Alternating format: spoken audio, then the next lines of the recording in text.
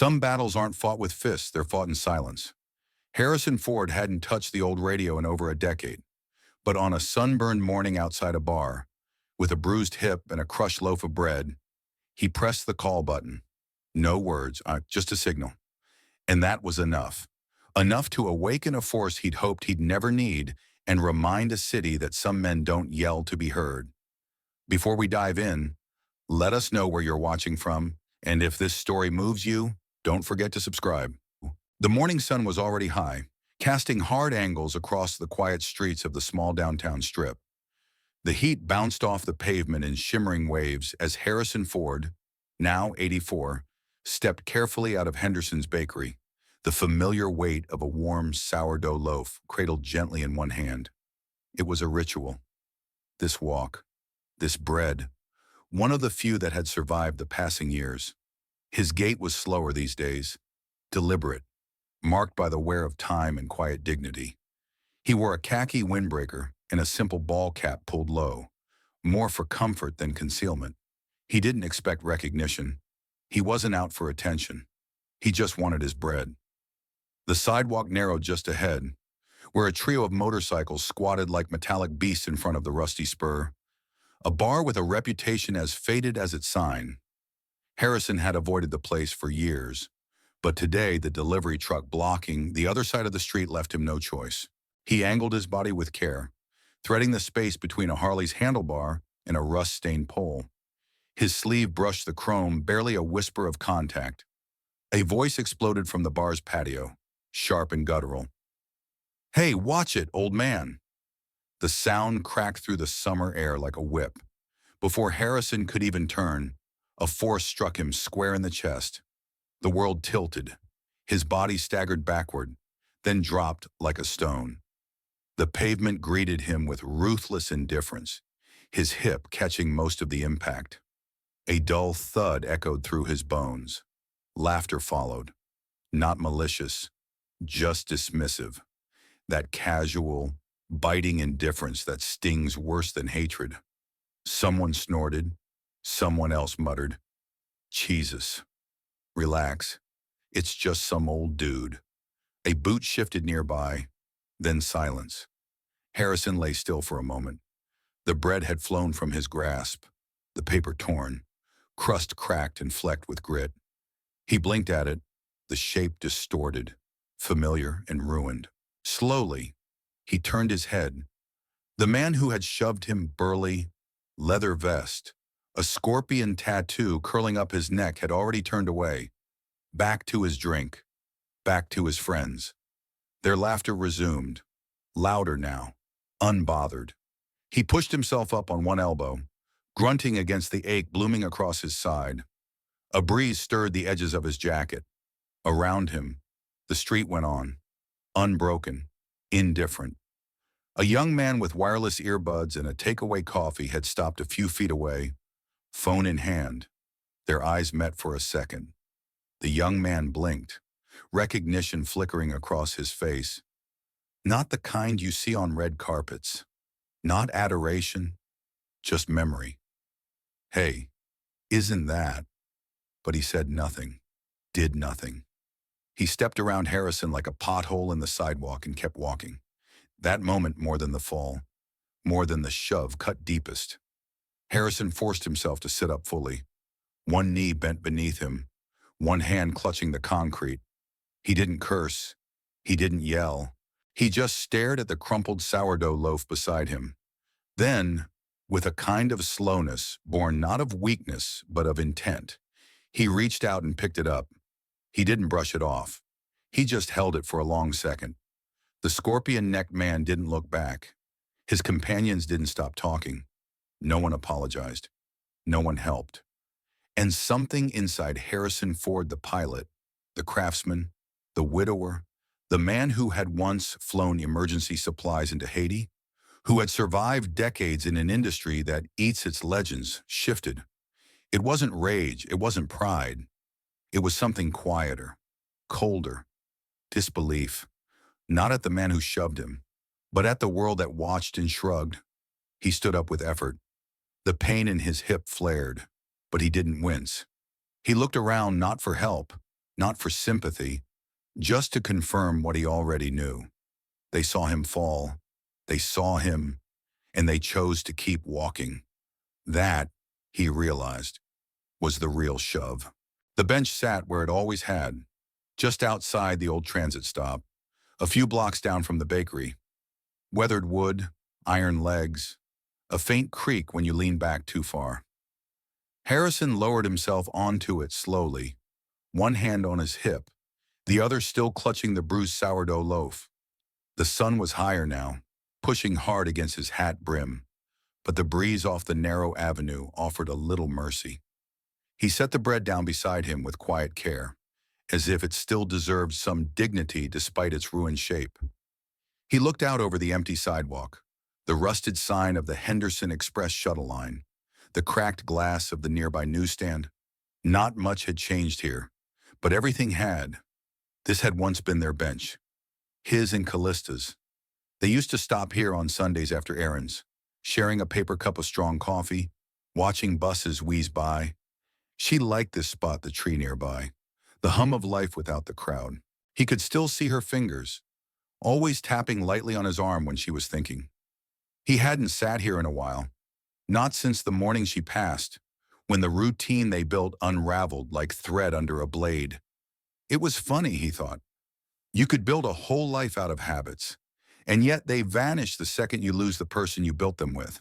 He leaned forward, elbows on his knees. The pain in his hip had dulled to a low pulse, the kind that lingered not as a complaint, but as a reminder. He wasn't angry, not really. What he felt was harder to name, not grief, though that was always there in the background like static. Not humiliation. No, it was something quieter and far more dangerous. A slow-burning betrayal, not by the man who shoved him. Men like that had always existed. Loud, cruel, hollow inside. It was the others, the ones who watched, the boy with the coffee, the waitress on break, the guy sitting on his Harley pretending not to see. No one stepped in, not a hand, not a word. And that silence had weight. His hands browned, veined, nicked from decades of craft rested on his knees. They used to build furniture. Real stuff. Oak, walnut, mortise and tenon joints. No shortcuts. He'd been a carpenter before Hollywood ever knew his name. Before the world saw him as anything more than a man with calluses and quiet eyes. Then came the screen tests, the stunts, the planes. The years moved fast after that, but none of it not the fame, not the awards ever quite replaced the grounding feel of raw wood under his fingers or the sound of an engine coming alive beneath a careful hand. He had flown through storms, real ones. He'd taken off from remote airfields with boxes of insulin and surgical gauze bound for broken towns after earthquakes. He didn't do it for headlines. In fact, he turned them down when they came calling. That wasn't the point. It was about showing up when no one else would. And today, no one had. His hand slipped into his jacket pocket and paused. The interior lining was thin from age, but the shape inside was familiar. A small object, square, metal, cold, a relic. He drew it out slowly. It looked almost comically outdated, an old military-style radio, civilian converted, beat up and scraped. Most people would mistake it for a broken walkie-talkie from a garage sale, but it wasn't broken, not really, and it wasn't obsolete, not for him. He had kept it for years, not out of sentiment, but out of a stubborn sense of readiness. It was linked to a private channel, one only 2 people in the world still knew. It had buzzed exactly once, over a decade ago, and since then, it had stayed silent. He stared at it for a long time. The plastic casing was worn, the antenna slightly bent, but the switch still flicked with that satisfying click. His thumb hovered over the transmit button. This was ridiculous, wasn't it? He was overreacting. It was a push, a spill. People get hurt every day. People get ignored every day. But then he saw the crushed bread again in his mind. The laugh, the silence. And it wasn't just about him. It was about something bigger that he couldn't quite name but refused to let go. Maybe he wouldn't press it. Maybe he'd just sit a while longer. But the old bench creaked again as he leaned back. And in the sharp sunlight of that still corner of the city, Harrison Ford didn't feel weak. He felt clear, and the radio in his hand was still warm. The sun had begun its slow drift westward, tilting shadows across the sidewalk like broken compass needles. The breeze had picked up, soft but unrelenting, tugging at Harrison's collar and the edges of the torn bread bag beside him. He hadn't moved from the bench, not in body, at least, but his mind had wandered far deep into the long, cluttered corridors of memory, where time folds in on itself and voices from years ago whisper like wind through a hangar door left ajar. In his hand, the radio still rested, small and solid. Its weight wasn't physical anymore. It was history, consequence, the kind of weight a man only feels when he knows that one action might change more than just the next hour. It might ripple. His thumb hovered near the switch. He hadn't used it in over 10 years. Not since that summer in Utah, when the rescue team couldn't reach the backcountry on time and he'd sent out a signal anyway. It had worked then, but that was a wildfire. That was life or death. This was a bad shove and a broken code of respect. This was an old man on a bench with a bruised hip and a bruised dignity. Was that really enough? He exhaled sharply, jaw tightening. The answer formed before the question finished. It wasn't about the shove. It never had been. It was about what happened after. The silence. The way no one looked at him like he mattered. That familiar sting in his chest, he'd felt it before. Not in combat, not in stunts or plane crashes. He'd felt it when his own son, Will, had left home after a brutal argument neither of them really won. They had stood in the same kitchen, voices low and sharp. Two men with spines forged from the same steel, but tempered in different fires. Harrison had insisted there were better ways to serve than carrying a rifle. Will had said sometimes the world didn't listen unless you were ready to carry it. And then he had walked out the door. Years passed. They spoke rarely. When they did, it was short, polite, a check-in, not a connection. Harrison followed his son's rise, from afar saw the name Will Ford appear in briefings, articles, mission logs, commander of a rapid civilian military response team, one of those units with no public face and no margin for error, deployed to disaster zones, hostile territories, wherever systems failed and someone had to walk in anyway. Will had become the man Harrison had always feared he'd need to be, and now, here he was, sitting on this bench, nursing a pain he couldn't quite locate, wondering if this moment, this wound to something deeper than skin, was enough to justify reaching back into that shared silence. The radio didn't hum. It didn't glow. It waited, like it knew.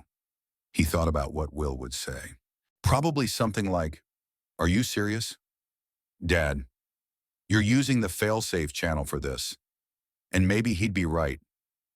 Maybe it was dramatic, but as Harrison looked again toward the rusty spur, where the bikers still laughed over warm beer and cheap victory, he saw something he couldn't unsee.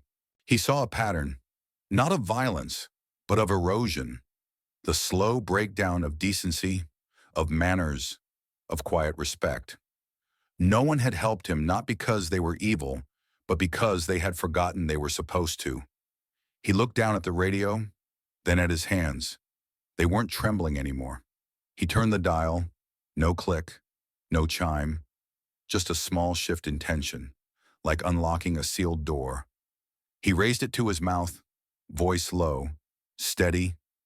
"This is Ford, Channel Kilo 7, Priority 1, request contact, immediate." He released the button. Silence. For a long second, he thought maybe the line was dead. Maybe the years had rendered it useless. Then, a soft crackle. Nothing else. Just that.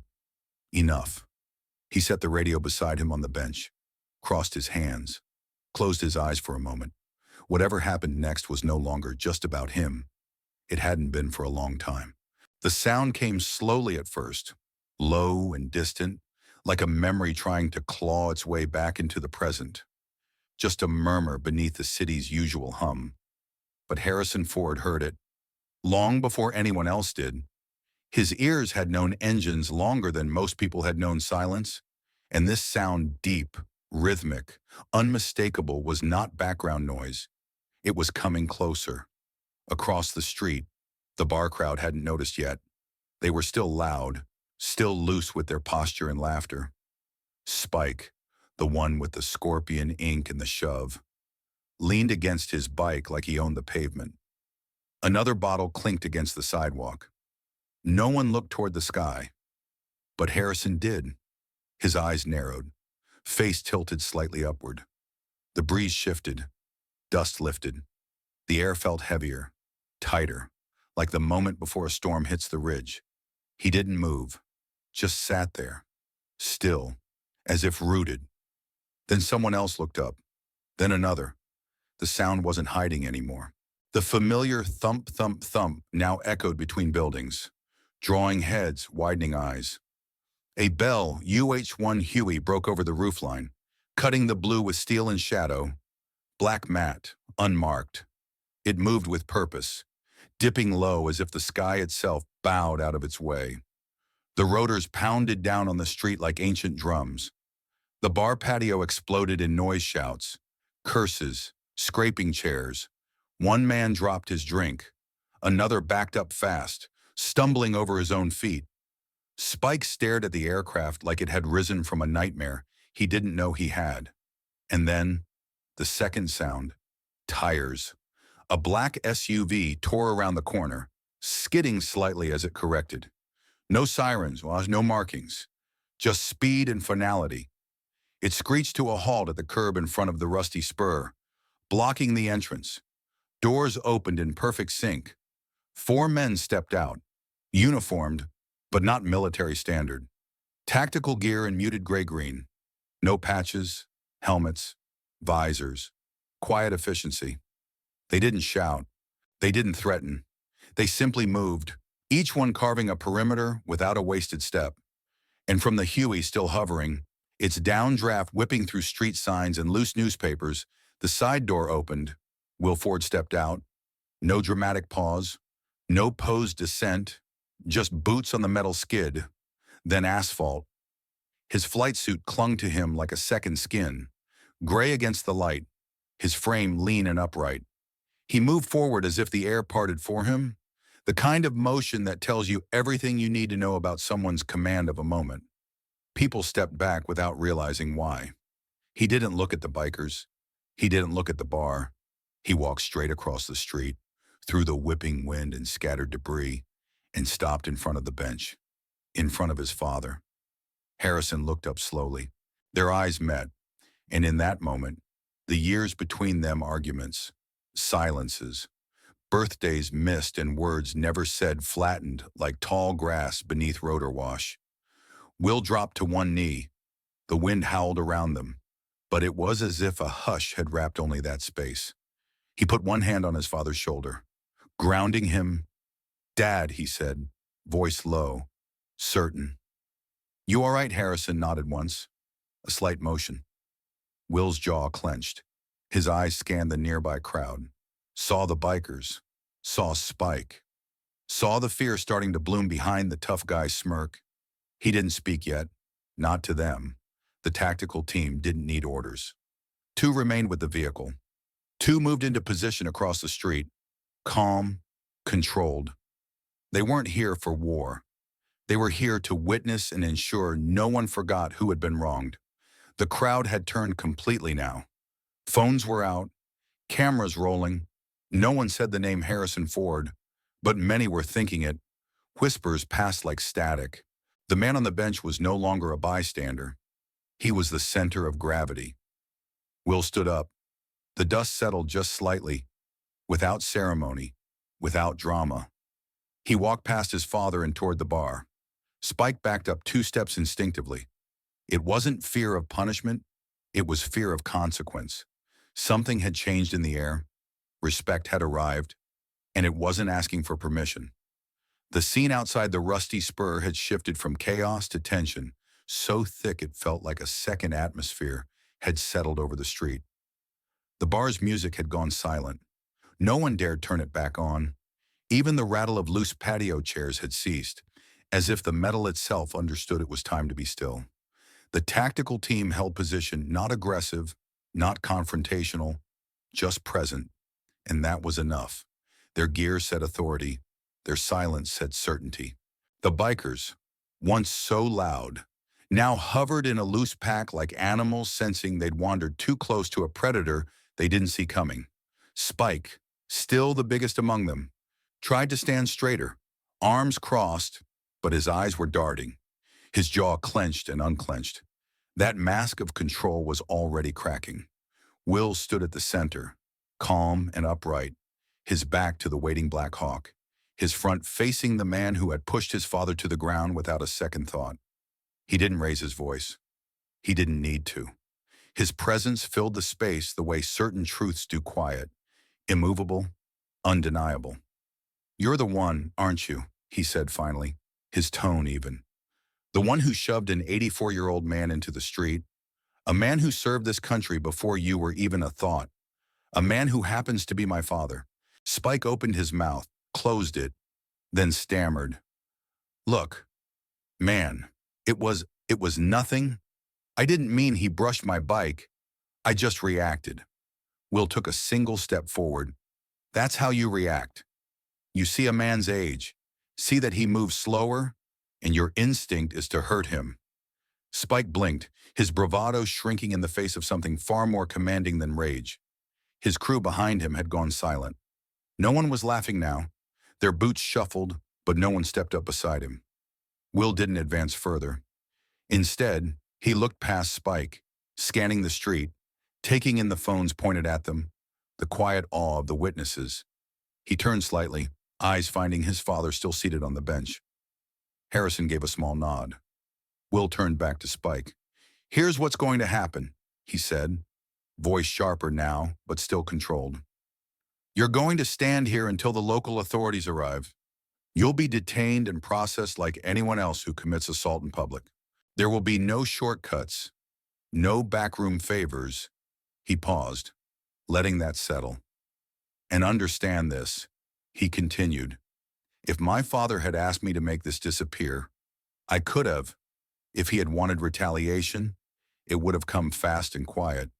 But he didn't." He looked back at Harrison again, then back at Spike. He asked for something better. He asked for dignity, justice, not revenge. That's the difference between men like you and men like him. Spike dropped his gaze. His shoulders slumped, as if something inside him had finally accepted the inevitable. A siren wailed in the distance, closer now. The crowd stirred. 2 police cruisers pulled up, stopping just short of the SUV.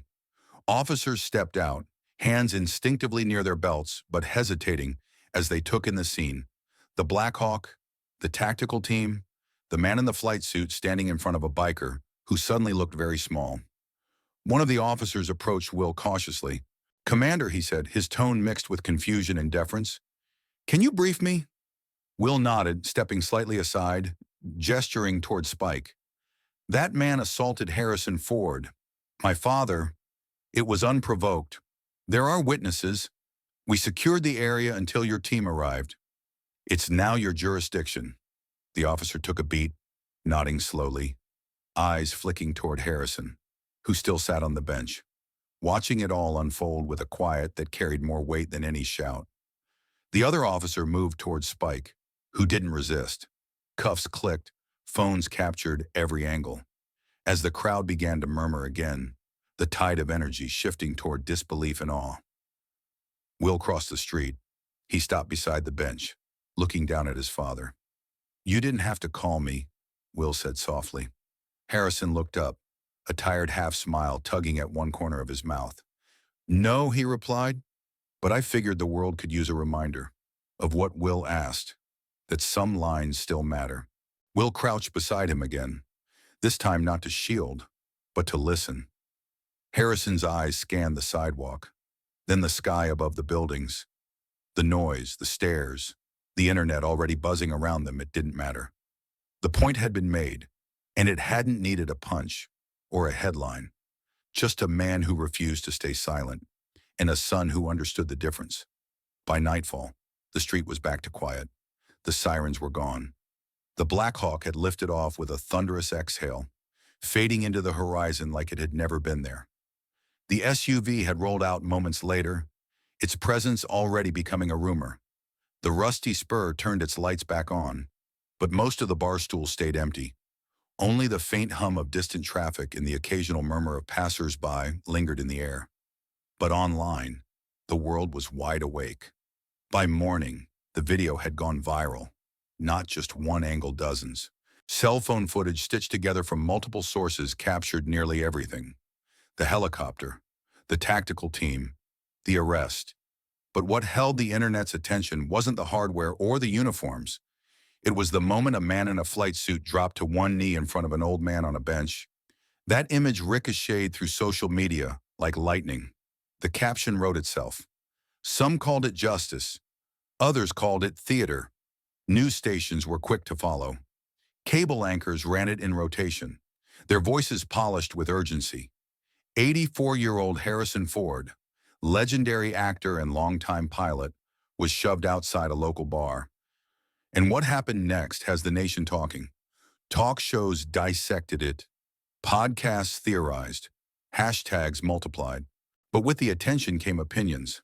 Not all of them kind. One pundit framed it as celebrity privilege. Another questioned the use of tactical forces in a civilian setting, even if it had been restrained. Would any ordinary senior get this response, a morning host asked with a practiced frown. Was this justice or spectacle? Harrison heard it all. He didn't read every article, but the noise found its way to him through overheard conversations at the grocery store, clipped headlines on waiting room televisions, a neighbor's hesitant, half-joking comment about having his number on speed dial. He didn't answer any interviews. He didn't post a statement. Instead, he did what he always did. He walked, the same streets, the same slow rhythm, one step at a time. He stopped at the bakery, where the young clerk behind the counter handed him his loaf with both hands and a quiet nod. No small talk. Just respect. On the way out, an older man stood near the entrance. Vietnam vet by the look of the patches on his worn jacket.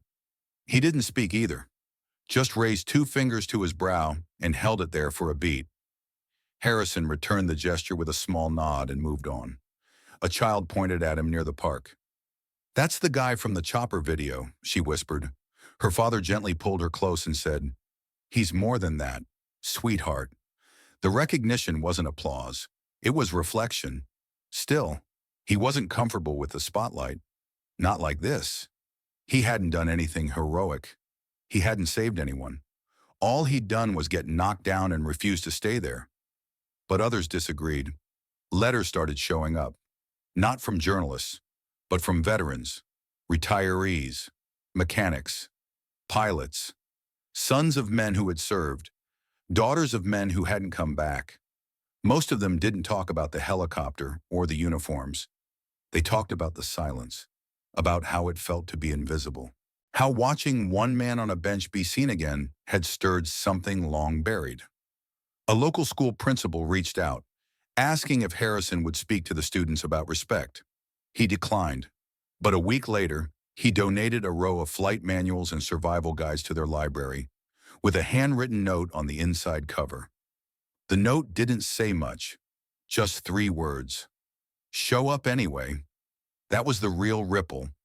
Not the spectacle, but the message underneath. Not everyone would agree.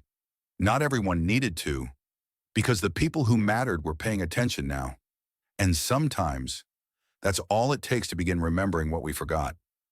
The park was nearly empty.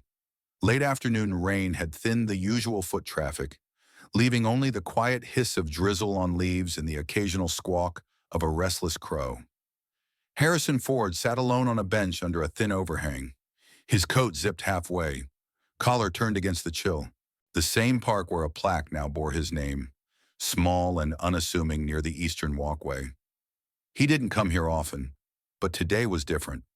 A figure approached from the far path, leather jacket gone, jeans, sneakers, head lowered. The walk was slower than it had been that day outside the bar, cautious, but not fearful. He stopped a few feet away. Harrison didn't speak. Mark Kowalski. Spike reached into his jacket and produced a folded envelope. He handed it over without a word and sat on the far end of the bench. The letter had arrived a week before, written in blocky, uneven handwriting. It hadn't asked for forgiveness, just context. He told a story Harrison hadn't expected, about a father who came home from Vietnam with his body intact, but his mind broken. A man who shouted at shadows and drank in silence, who taught his son strength meant loudness, respect meant fear. There had been no apology in the letter, just a long, raw attempt at truth. Now they sat together in the gray hush of the park, two men separated by age, experience, and one unfortunate act of violence. "I didn't come to make things right," Mark said finally, voice low. "I know I can't, but I've been thinking a lot since that day, about my dad, about what I learned from him, and what I didn't."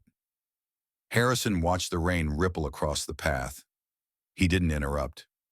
"I started seeing someone," Mark continued, "a counselor, VA group, been going every week, volunteering too, mostly hauling boxes, moving furniture for older vets. It's not much. It's a start," Harrison said. "Finally." Mark turned slightly.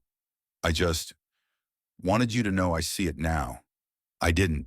Before, I saw weakness where there was none. I saw a target instead of a man." Harrison looked at him then. "Long and level. I don't need an apology," he said. "Not for me. I'm not your father. I'm not your judge. I'm just the man you pushed." Mark nodded, slowly. "But if you really want to make something of this," Harrison continued, "don't chase forgiveness." Mark frowned slightly. "Then what?" "Make yourself useful," Harrison said. "Every day, to someone else. Someone who needs what you didn't have. That's how you pay the debt." Silence returned, thicker now but not heavy. Mark stood, pulled the hood of his jacket over his head. "I will," he said. Harrison didn't reply, just nodded once. Mark walked away without looking back. The rain kept falling. Not hard, just enough to remind you it was there. Harrison stayed a few minutes longer, listening to the quiet. Some things weren't meant to be erased, but they could be repurposed. The sky was clear, the kind of soft blue that made you forget for a moment the weight of the world. The breeze carried the scent of fresh cut grass and distant barbecues. Children ran barefoot across the lawn, their laughter echoing through the trees like wind chimes. Near the center of the park, just beneath the shade of a tall sycamore, a modest bronze plaque had been set into a stone. It read simply, "Ford Field," in honor of those who remind us who we are when we forget. Harrison Ford sat on the bench nearby, legs stretched slightly, hands resting over a cane he didn't really need, but had learned to accept. He wasn't looking at the plaque. He didn't need to. He had already seen what mattered. The kids playing, the teenagers helping an elderly woman set up a folding chair. A man picking up trash that wasn't his, not out of guilt, just habit, like the world had tilted a few degrees back into place. Will sat beside him, relaxed in jeans and a faded jacket, civilian again for the moment. They hadn't said much since arriving. They didn't have to. The silence between them had changed shape. Once a wall, now a kind of shelter. A woman passed by with her toddler, smiled, and nodded toward Harrison. "Thank you," she said quietly. He only nodded in return. Nearby, a group of veterans, some in caps, some in silence, stood near the edge of the field, watching, not claiming, bearing witness. Will leaned forward, elbows on his knees, watching the children chase a frisbee near the playground. "They don't know," he said softly. "Not really." What this all meant? Harrison looked at them, then at his son. "They don't have to." He said, "Not yet." Will turned to him. Then what was it? For Harrison didn't answer right away. He let the question drift, settle, soften. Then, after a long pause, he said, "Sometimes the world forgets itself, gets too loud, too fast. People stop seeing each other." He looked at the field, at the sunlight spilling over the edges of the grass like a quiet blessing.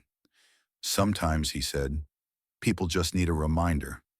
Will nodded slowly. The breeze shifted again. A paper napkin caught in the wind floated upward, danced once, then settled gently beside the bench. Neither of them moved. They didn't need to. The point had been made, and it didn't need to be shouted. If you enjoyed this story, let us know in the comments, and don't forget to like, share, and subscribe for more inspiring stories.